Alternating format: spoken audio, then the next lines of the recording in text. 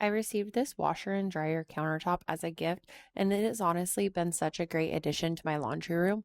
This is a 54-inch solid one-piece board that sits right on top of your washer and dryer, and it also has edge rails, which is really nice because it helps keep things from sliding off. It comes in three different colored options, and I went with the black, which looks really nice and modern in my space.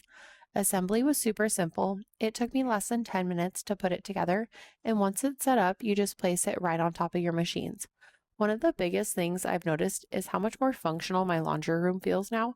Before, I didn't really have a good place to fold my clothes, but now I have a full surface where I can fold everything right out of the dryer.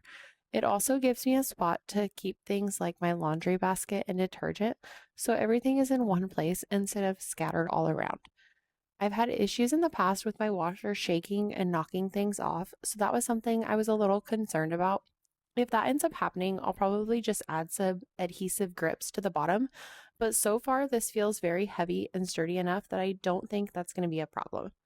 Overall, this has been a really practical upgrade. It makes the space more organized, gives you a dedicated folding area, and just makes doing laundry a lot easier.